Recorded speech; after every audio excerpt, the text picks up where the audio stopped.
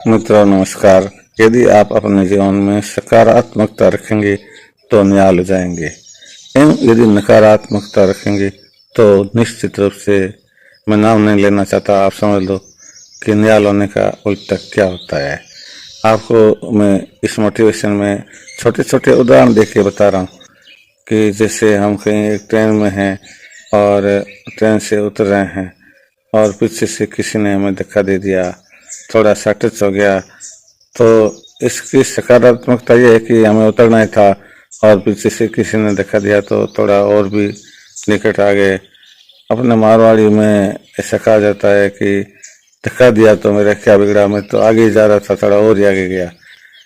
और यदि नकारात्मकता में लें तब हम उससे झगड़ा करने लग जाएं जिसने धक्का दिया, और वो भीड़ में कहेगा कि मैंने धक्का नहीं दिया, मुझे तो पीछे किसी और ने दिया। इस तरह से वो कहेगा ये धक्का तो पीछे से चला आ रहा है, बिना मतलब हमारा समय वहाँ बर्बाद हो जाएगा। दिन भर में हम लोगों से चर्चा करेंगे रेल में, ऐसा उस चर्चा में समय और बीत जाएगा।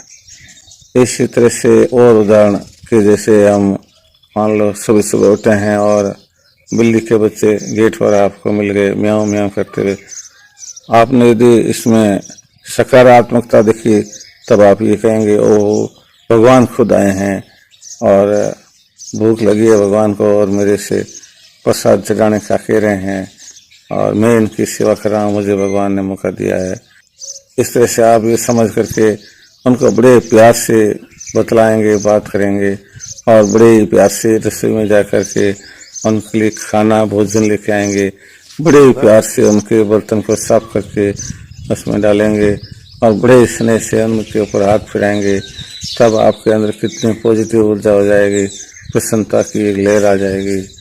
और यदि आपने ऐसे सोच लिया नकारात्मक की सुबह सुबह आ गए हैं, ये तो बिल्ली के बच्चों के सुगंध खराब हो गए हैं, लाओ लठ और इनका इलाज करते हैं, और आपने एक लकड़ी ली और उनके पीछे फेंकी, कोई उसके लगी तो लगी, नहीं लगी तो बेचारे भूखे और दुखी और जान बचा करके भागे। कितना बुरा ये सीन हो गया। और आपके सुबह उठते उठते ही सबसे पहले वाला सीन कितना बिगड़ गया।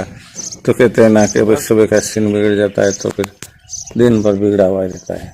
एक किसान है और उसने बरसात होने पर खेत बोया और फसल उगी नहीं और नष्ट हो गई किसी भी कारण से। तो सकारात्मकता तो यह होती है कि चलो कोई बात नहीं, अपने खेत की जमीन एक बार कोमल हो गई, जोतने से फालतू कचरा वचरा नष्ट हो गया, और अब दूसरी बार जब बरसात होगी तो ये कोमल जमीन है, इसमें वापस अनाज बोएंगे तो पहले से भी ज्यादा होगा।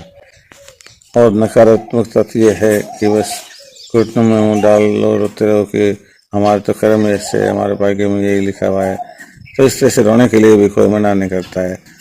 दोनों भाव एक साथ चलते हैं। आपको चयन क्या करना है, जो आपको अच्छा लगता है वो आपको चयन करना चाहिए। और सकारात्मकता तो हर जगह मौजूद है। जब हम खुद हर बात में सकारात्मकता देखने लगते हैं तो चारों ओर माहौल सकारात्मक होने लगता है।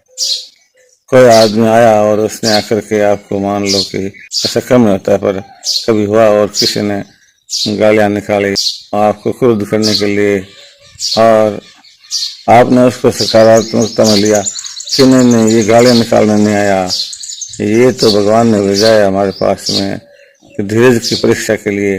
क्योंकि जिंदगी में बहुत से मोड़ आगे आएंगे, वहाँ धीरज की भारी जरूरत पड़ेगी। भगवान कुछ न कुछ हमें बड़ा तोहफा देने वाले हैं और उस तोहफे की तैयारी के लिए धीरज होना जरूरी है। तो धीरज के लिए पकाने के लिए और हमारी परीक्षा लेने के लिए भगवान ने भेजा है कि ये धीरज रखने वाला है नहीं। और हमने देखो धीरज रख लिया, और जब हम धीरज रख लेते हैं उसको कोई कठोर जवाब नहीं देते हैं और कहते हैं आइए विराज, आप तो बिना कारण के नहीं कह रहे हैं, आपको तो कोई इनको तकलीफ हमारी वजह से हुई है, तो आप कह रहे हैं हमारी कोई कमी है तो हम उसको दूर करेंगे, आप थोड़ा शीतल हो जाइए, शांत होइए, जल पी लीजिए। फिर वो कहता है नहीं नहीं ये तो मेरी गलती हो गई, मुझे ऐसे नहीं कहना चाहिए था, मुझे तो इतना ध्यान ही नहीं था, मैं तो ज़्यादा ही कुछ बोल गया। हम कहते हैं कि नहीं नहीं कुछ नहीं है, आप तो हमारे लिए भगवान बन के आए, आपने तो हमारी एक परीक्षा ली और उसमें हम पास हो गए, इस बात की हमें बड़ी खुशी है। हर बात में पॉजिटिविटी होती ही होती है, लेने की बात है। तो इस तरह से मित्रों हमें पॉजिटिविटी रखनी है। पॉजिटिविटी रखेंगे तो सारे दुख दूर हो जाएंगे चारों ओर आनंद ही आनंद हो जाएगा। जैसे ही हमारे नजरें बदलेगी तो नज़ारे बदल जाएंगे, और किश्ती की दिशा बदलेगी तो किनारे बदल जाएंगे। धन्यवाद। जय हिंद। भारत माता की जय।